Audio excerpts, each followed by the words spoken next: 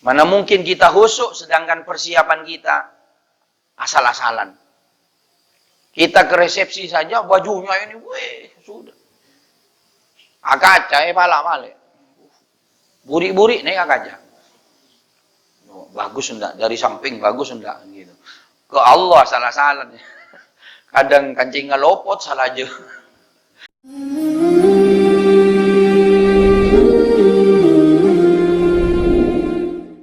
Assalamualaikum warahmatullahi wabarakatuh.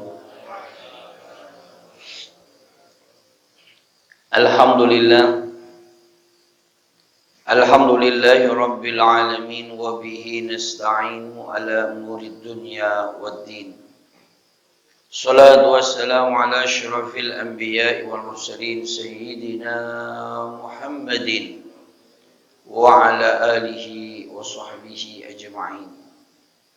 Allahumma salli wa sallim wa barik ala sayyidina Muhammad wa ala alihi wa sahbihi ajma'in wa tabi'in wa tabi'it tabi'in wa man tabi'ahum bi ihsanin ila yaumiddin. Amma ba'du. Subhanaka la ilma lana illa ma 'allamtana innaka antal alimul hakim.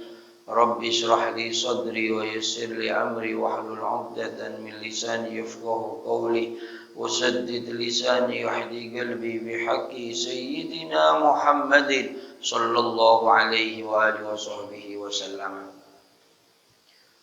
Para jamaah salat subuh yang dimuliakan oleh Allah Subhanahu wa taala, pengunjung-pengunjung taman surganya Allah yang ada di dunia, yaitu majelis ilmu yang berbahagia yang insyaallah dirahmati oleh Allah Subhanahu wa taala. Alhamdulillah, pada pagi hari ini Allah kembali mengumpulkan kita di rumahnya Masjid Baitul Ma'mur dalam keadaan sehat walafiat, di dalam rangka bersama-sama memenuhi undangan Allah, yaitu sholat subuh berjamaah. Dalam rangka bersama-sama kita untuk mendekatkan diri kepada Allah Subhanahu wa taala. Mudah-mudahan langkah kaki kita dari rumah menuju rumah Allah ini, zikir kita, sholat kita, sedekah kita, semuanya mudah-mudahan diterima oleh Allah Subhanahu wa taala dan bisa dijadikan amal yang kelak ketika kita mati jadi andalan kita. Amin ya rabbal alamin. Salawat dan salam mudah-mudahan senantiasa tetap tercurah limpahkan keharibaan junjungan kita Nabi besar Muhammad sallallahu alaihi wasallam. Mudah-mudahan kita semua mendapatkan syafaat kelak di yaumil qiyamah. Amin ya rabbal alamin. Para jamaah yang berbahagia yang dirahmati oleh Allah, Allah Subhanahu wa taala di dalam surat Al-Anbiya, Allah pesan kau lebih mencenengan apa kata Allah Subhanahu wa taala, wa'mur bismillahirrahmanirrahim wa'mur ahlaka bis-shalah wastabir 'alaiha la nas'aluka rizqan nahnu narzuquka wal 'aqibatu lit-taqwa. Wa'mur ahlaka, perintahkan keluargamu, katanya Allah. Jadi saya sampean, kau lebih ampian oleh tugas dari Allah untuk menyuruh keluarga, khususnya para suami. Dikasih tugas oleh Allah, tugas apa? Menyuruh keluarga kita, yaitu bis-shalah, yaitu melaksanakan sholat. Semua. Jadi nyuruh sholat ini intinya bukan hanya kita para ustadz, para kiai. Siapa yang dapat tugas? Saya sampean semua ini dapat tugas. Suatu ketika ada seorang sahabat yang nginep di rumahnya Sayyidina Umar. Sayyidina Umar ketika itu jadi presiden. Nginep di rumahnya Sayyidina Umar ini, Sayyidina Umar kalau tengah malam punya kebiasaan sholat malam. Kalau sholat malam ini Sayyidina Umar bangunkan istrinya, ini sambil ngomong, wa'mur ahlaka bisolah. Bangun. Saya dapat tugas untuk membangunkan keluarga. Ayo bangun. Begitu. Jadi tugas kita. Terus kalau anak kecil juga disuruh, punya anak-anak kita disuruh bangunkan untuk sholat. Ketika umur 7 tahun, ini disuruh sholat sudah anak kita. Ajari ya sholat, apa ajeng. Jari, ayo dong, tina tekan salah pun duhur ilakuni 2 rakaat. Tina, pokoknya bojeng ngadep lopot umpama. Pas bojong ngadep ke timur. Anak gue lo kadang muntah gue lo tekan bojeng. Ya tina. 10 tahun, ndak sholat, pecut. Tak. Tapi mecot cek nganggo pereng. Cut, pakai lidi urawah. 10 tahun suruh pukul. Tapi mukulnya bukan ngampleng. Tidak boleh mukul anak yang ngampleng. Harus pukul ya betisnya pas supaya takut. Umur berapa boleh dipukul anak? 10 tahun. Nah, kalau sudah punya 10 tahun tidurnya juga suruh pisah. Wa farriqu bainahum. Suruh pisah. Kalau punya anak laki-laki dan perempuan, coba bolong tidurnya, pisah. Umur 10 tahun coba kumpul. Ada kejadian kemarin malam apa itu? Malam Senin saya ngisi pengajian ibu-ibu, di situ ada pertanyaan. Gimana ini hukumnya? Ini anaknya sudah hamil, yang ngamili saudara kandungnya. Yang ngamili saudara kandungnya. Bagaimana? Ya mau ngomong apa? Ya enggak boleh kawin sudah gimana? Besok itu saudara kandungnya. Allahu Akbar. Jadi ini harus pisah saudara kandung ini harus bisa laki perempuan harus punya kamar sendiri. Gabung tandi WC ke kamar minimal ketidungan apa lain. Takut. Terus wastabir 'alaiha katanya Allah. Sabar, suruh sabar di dalam melaksanakan nyuruh sholat dan nyuruh sholat sabar biasa ngengkelan. Kadang istri disuruh sholat, ngingkelan. Ada orang istri tidak sholat, disuruh sholat, ngingkel, berat. Nyuruh sholat berat, nyuruh anak sholat ini berat. Jangankan nyuruh istri, bapaknya ada yang corong. Apalagi ibunya. Gitu ya. Memang suruh sabar, harus pelan. Terus. Rasulullah ini nyuruh anaknya sholat sampai dia berkeluarga. Sampai berkeluarga. Siti Fatimah ini sudah punya suami Sayyidina Ali. Rasulullah ini kalau subuh, as-sholah, Fatimah, as-sholah. Diketok pintunya. Ini sudah punya suami. Padahal lagi sudah yang kedua, Sayyidina Ali sama Fatimah ini tidak tidur kalau malam. Dikenal Sayyidina Ali ini sholat kalau malam tidak kurang dari 1000 rakaat. Sayyidina Ali bujengnya tak kurang 1000 rakaat semalam. Itu ayatnya, surat-suratannya bukan kulhu. Iya kalau saya, kulhu di teter. Kulhu. Ini Sayyidina Ali dah kulhu, apal Quran. Ada surat-suratannya tuh panjang. Kok bisa, kok cukup? Di Mekah ini barokah waktunya. Sungguhan nih. Saya di Indonesia mau maghrib ke Isya, mau sholawat 1000. Saparapat aki atau 10 menit lagi sudah Isya. Di Mekah ini maghrib ke Isya jamnya sama-sama jaraknya maghrib ke Isya sama. Baca sholawat 1000 tambah la ilaha 1000 belum Isya. Barokah waktunya kayak karet kayak mengulurkan itu. Barokah karena tempatnya orang ibadah. Seperti itu. Ya. Jadi Sayyidina Ali itu sholat tapi dibentuk tanggung jawabnya kepada anaknya dibangunkan sama Rasulullah. Ayo Fatimah, sholat. Subuh. Sholat memang yang berat itu subuh memang. Makanya kalau ingin tahu orang itu beriman, ingin tahu di mana orang Islam, suruh lihat hari raya Idul Fitri. Yang sholat banyak. Oh kok songkok-songkok na miring. May itu mau guru tawa songkok. Sarong nggak kadang ngecap patai buka. May itu mau jok wadimur. Gitu. Kan seperti itu ya. Jadi seperti itu. Nah ya. Tapi kalau ingin tahu orang itu beriman, suruh lihat subuh. Lihat subuhnya. Kalau subuh itu sholat, itu orang beriman. Saksikan itu orang beriman. Masya Allah. Ini alhamdulillah saya sampean sekarang subuh bangun. Termasuk golongan-golongan orang yang beriman di hadapan Allah Subhanahu wa ta'ala. Mudah-mudahan kita istiqomah. Masya Allah. Ini. Nih, jadi terus apa katanya Allah dalam ayat ini? Ku anfusakum wa ahlikum naro. Karena istri, sering saya sampaikan, istri dan anak ini tanggung jawabnya kita para suami. Suami kan ada cerita itu. Bapaknya sudah mau masuk surga, dipanggil, sini, urung sini.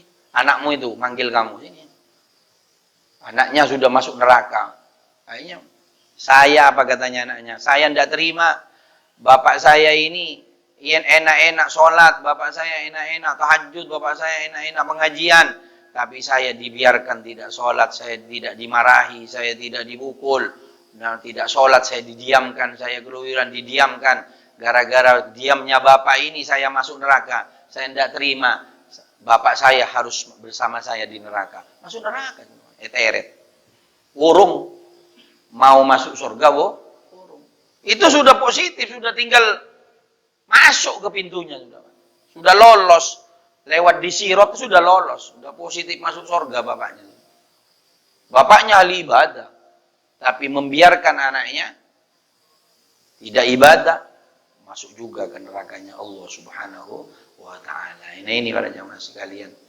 Nah, terus katanya Allah, la nas'aluka rizqa. Aku tidak minta rezeki sama kamu, katanya Allah.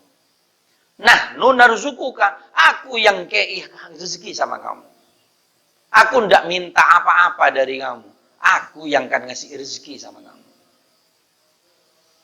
Makanya ini orang yang kalau sholatnya bagus, rezekinya ini saudara. Masya Allah. Kalau sholatnya bagus, rezekinya akan digampangkan oleh Allah Subhanahu wa ta'ala. Tidak kira sorong. Apa katanya Allah? Wa may yattaqillaha yaj'al lahu makhraja wa yarzuquhu min haitsu la yahtasib. Siapa orang yang bertakwa kepada Allah, yaj'al lahu makhraja, akan dikeluarkan dari kesulitannya. Digampangkan segala urusannya. Digampangkan segala urusannya. Pokoknya pasti gampang, pasti beres. Kalau orang itu sholatnya bagus. Nabi itu kalau punya masalah, termasuk rezekinya berkurang, Nabi itu nyuruh Siti Aisyah, istri-istrinya semuanya, ayo sholat. Tambah sholatnya suruh tambah. Ayo sholat. Ditambah. Keluarganya disuruh ibadah, ditambah. Yang kemarin sholatnya biasa, cuman qobliyah ba'diyah, ditambah, ayo sholat lagi.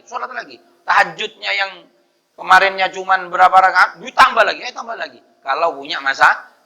Kalau punya rezekinya ditambah. Saya sampai punya masalah sidik, leren sholat. Dengan dia tahu itu ada masalah ya katanya. Leren sholat. Ini maknanya apa? Kalau sholatnya bagus, tidak akan sampai punya masalah. Sebab orang kalau sudah punya masalah, pasti mumet Pak. Sholat luput Pak. Apa aja ngelopot. Saya punya teman sholat subuh 4 rakaat. Ya.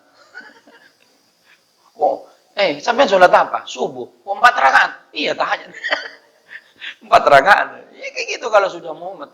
Tapi kalau ibadahnya bagus, tidak sampai mumet. Ditolong oleh Allah Subhanahu wa ta'ala. Digampangkan urusannya oleh Allah Subhanahu wa ta'ala. Sholatnya bagus, tidak sampai punya masalah. Terus digampangkan oleh Allah Subhanahu wa ta'ala. Yaj'al lahu makhraja wa yarzuquhu min haitsu la yahtasib.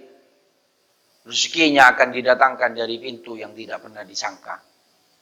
Mungkin secara pekerjaan gajinya cuma 50.000. Tapi tidak tahu moro-moro ada orang ngasih ini. Ya itu sudah. Tidak nyongko. Tidak nyongko kita ini moro-moro dikasih rezeki oleh Allah Subhanahu wa ta'ala. Di dalam satu hadis Rasulullah sallallahu alaihi wasallam, yaqulullahu ta'ala ya ibna Adam tafarrahu li'ibadati amla sadraka ghini wa asda fafarraka wa illam taf'al mala'ta sadraka sulan wa lam asudda faqrak. Di dalam hadis Rasulullah sallallahu alaihi wasallam, Allah Subhanahu wa ta'ala ini berfirman, ya ibna Adam tafarrahu li'ibadati amla sadraka ghina. Katanya Allah, hai anak Adam, tekunilah ibadahmu. Salatnya suruh yang bagus, suruh bagus bojengna. Mun bojengna bagus bana, aku akan memenuhi rongga dadamu dengan kecukupan, pacokopi. Tapi mun ibadahna tidak dipenuhi oleh Allah, padoteng, nampak kefakiran. Burung madegian ya, posa nggak ada, bingung duluan, belum apa-apa sudah bingung. Itu sudah bawaannya orang yang tidak ibadah kepada Allah Subhanahu wa ta'ala. Bahkan di dalam hadis yang lain Rasulullah sallallahu alaihi wasallam, man ja'alal humum hamman wahidan hammal amadi kafahullahu hammad dunya. Siapa orang sesosa berak mikir dunia, susahnya mikiri dunia. Apa katanya Rasulullah sallallahu alaihi wasallam, wa man tasha'abbad bihil humum fil ahwalid dunya lam yubalillah fi ayyi audiyatihi halak. Maka Allah akan memberikan kesusahan di dunia ini. Memang tak nemu arah, sudah susah, sudah tampak susah, tidak akan nemu jalan sudah. Makanya orang yang bangun pagi ini sudah memikirkan la ilaha illallah, bangun tidur langsung yang difikirkan lisan kita dimampukan zikir kepada Allah, sholat, maka sehari itu akan digampangkan urusannya oleh Allah Subhanahu wa ta'ala. Tapi bangun tidur langsung mikirin dunia, maka sehari itu akan dimumetkan oleh Allah Subhanahu wa ta'ala. Maka orang siangnya akan bahagia ketemu bangun subuhnya.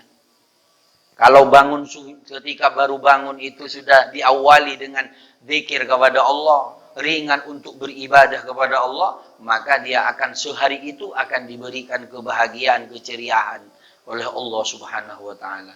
Tapi bangun tidur mumet, maka sehari itu akan diberikan mumet oleh Allah Subhanahu wa ta'ala.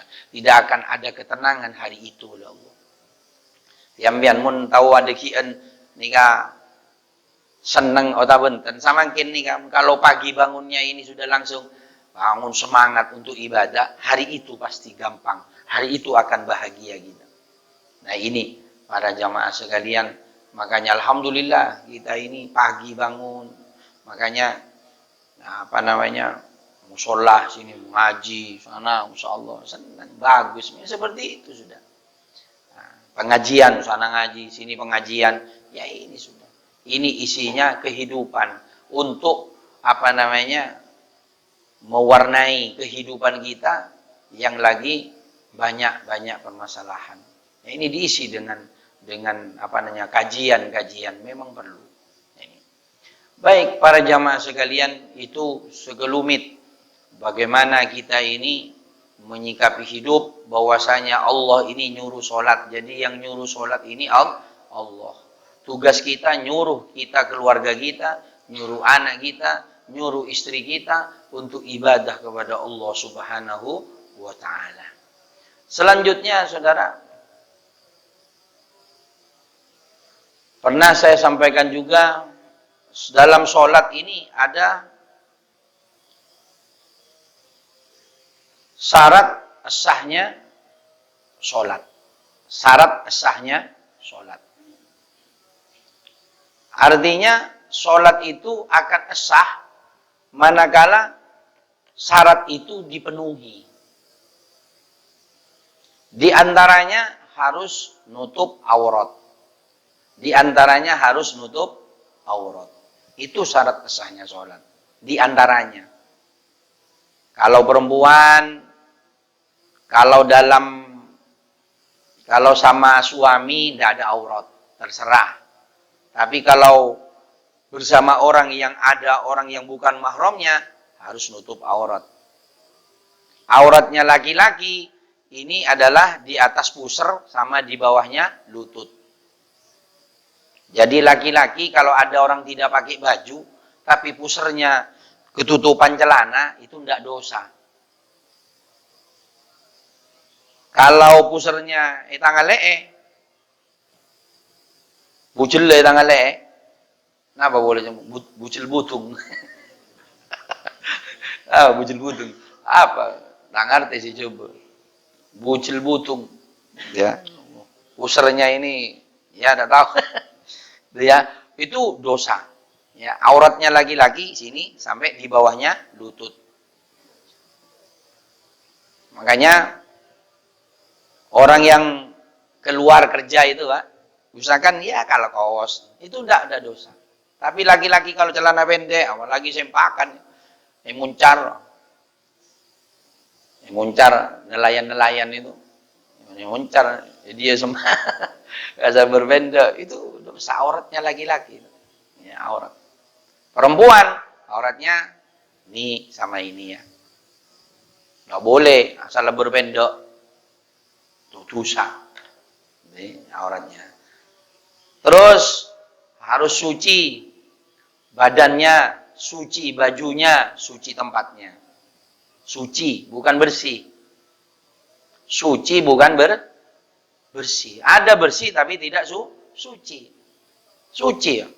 Makanya mun nyesak kan begini nyucikan, nah, keran ya gini.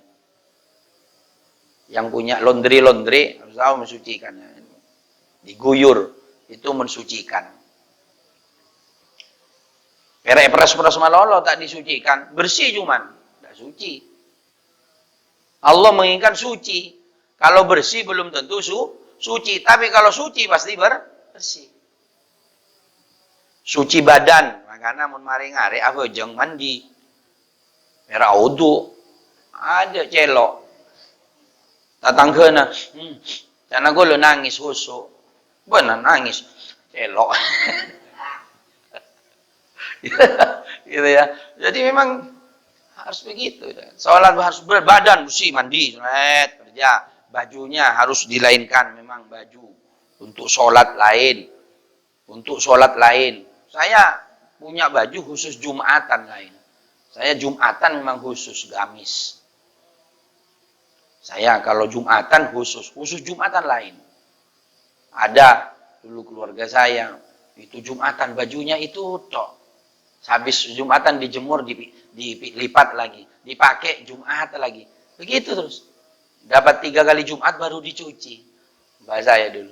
Ketika wafat dia pesan, baju saya pakaikan ya ke kuburannya. Masya Allah. Ini ya, ambian harus punya baju khusus Jumatan. Jangan dibawa ke kondangan. Khusus Jumat lain. Ke undangan lain. Gitu. Khusus, jangan di kemana. Kalau Jumatan taruh juga. Khusus Jumatan. Kalau ke undangan, terserah wis bajunya batik, merah, kuning, terserah. Kalau Jumatan, pakai khusus. Itu ibadah bagi yang khusus. Itu ya, ini. Suci badan. Ya, makanya memang sering saya sampaikan, khudzu zinatakum inda kulli masjid. Berpakaian baguslah kalian setiap ke masjid. Bagus. Allah yang nyuruh berpakaian menghadap Allah ini memang harus ganteng, harus bagus lah. Menghadap Allah Subhanahu wa ta'ala. Mana mungkin kehusuan datang kalau persiapan kita menghadap Allah ini tidak ada. Sayyidina Ali ini sudah mau wudu, sudah merah wajahnya. Purwa wudhu sudah memerah wajahnya. Ditanya, kenapa ya Ali sampean ini kok memerah wajahnya? Mana mungkin saya ini tidak takut, sedangkan saya sebentar lagi akan berjumpa dengan Allah. Di satu sisi bahagia, di sisi yang takut. Ini Sayyidina Ali. Insya Allah. Ini wudhu saja. Pak samakin wudhu, jalabak. Mari. Makanya wudhu cuman di keran misalnya. Sakecek, mare. Gimana? Wudhu, makanya harus wudhu sebetulnya lama. Makanya pernah saya sampaikan, praktekkan kan caranya wudhu. Banyak orang tidak tahu wudhu. Wudhu. Yang sering salah-salah ini, sampai sekarang saya lihat ini, basuh airnya ini ke dahi ini. Masih banyak ini. Jumat kemarin, di sana di Tanjung, di tempat saya khotib. Saya pas wudhu lagi. Itu wudhuin. Gini ya. Jadi ini ke dahi. Dahi sering saya sampaikan kan muka. Masuk wajah. Jadi yang disuruh basuh kepala. Ini. Ini Pak. Yang bagus begini. Yang bagus. Ibu-ibu cukup ini. Tak usah, paling ngobu na lancong, peret. Tak usah. Ya seperti itu. Jadi bukan dahi. Dahi ini bagian wajah. Ini sering, masih ya. Allah, sudah sering disampaikan, masih apa? Tidak nyambung gitu. Kasihan. Kasihan. Jadi khusus zindatakum inda kulli, bajunya yang bagus, khusus. Mana mungkin kita husuk sedangkan persiapan kita asal-asalan. Kita ke resepsi saja bajunya ini, weh, sudah. Akaca, pala male. Buri-buri nih akaca. Bagus enggak? Dari samping bagus enggak? Gitu. Ke Allah salah-salah. Kadang kancingnya lopot salah aja. Kan seperti itu. Nah ini menghadap Allah.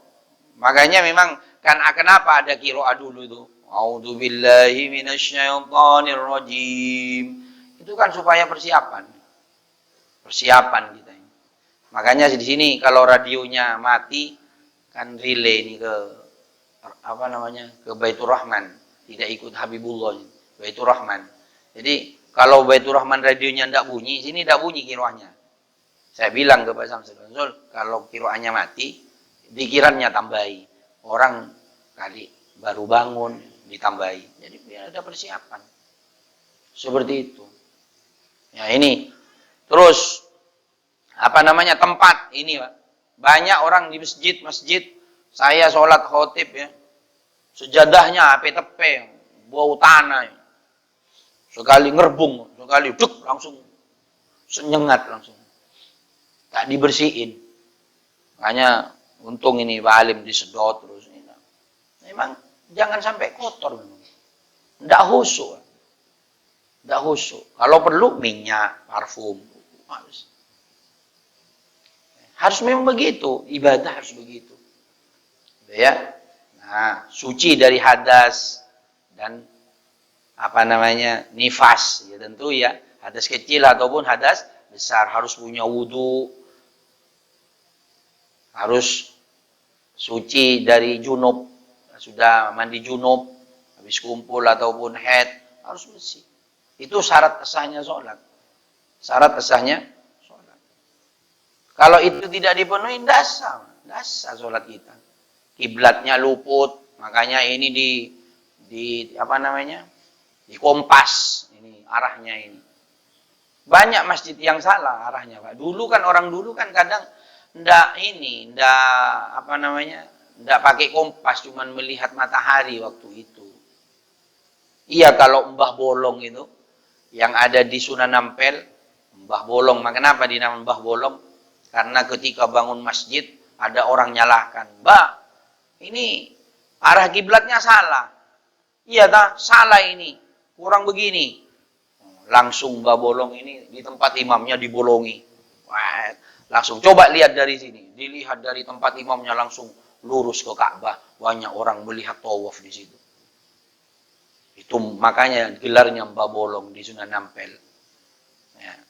Saya nyoba ini dilubangi, ya enggak lihat apa-apa, cuma lihat rumahnya Pak Samsul di belakang. Itu. Enggak lihat ke Mekah, enggak tembus. Ya, Mbah Bolong tembus ke Ka'bah. Ya, orang-orang dulu seperti itu. Orang-orang dulu ya. Nah, ini apa namanya? Memang seperti itulah himmahnya orang-orang dulu ya. Kekuatannya, kekeramatannya orang dulu. Ada juga Mbah Syarif itu di Pasuruan itu. Mbah Syarif ini punya santri. Santrinya perampok-perampok. Perampoknya dia ngajinya di atas laut. Di bawah laut, di atasnya bukit ini. Ngomong ceramah lainnya. Katanya muridnya, "Yai, suara tak kayak ding. Karangingan ombak. Suaranya ndak kedengeran, nyaringan ombak." Iya dah, ini turun. Syekh Syarif turun. Ngomong sama ombak. Ombak, nyorotan, munduran. Mundur, Pak, 2 kilo ombak. Sampai sekarang mundur. Saya nyoba di bom, mundur, brus. Ya. Jadi memang kekeramatan wali-wali seperti itu. Ya kalau Kiai As'ad ini sudah masyhur ya, masyhur. اللهم انفعنا بما علمتنا رب علمنا الذي ينفعنا رب فقهنا وفقه علينا وقربات لنا في ديننا وعن صدق رب وفقنا وفقهم لما ترددي قولا فعلا كرم ورزق الكل حلالا دائما واكلا عدم لهم ونخض بالخير وفكل شر اللهم اهدنا في هداك وجعلنا في رضاك ولا تولنا من سوء تجنب ممن خلف عمرك وعصاك وحسبنا الله ونعم الوكيل ولا حول ولا قوه الا بالله العلي العظيم وصلى الله على سيدنا محمد والحمد لله رب العالمين. Terima kasih, kurang lebihnya mohon maaf. Assalamualaikum warahmatullahi wabarakatuh.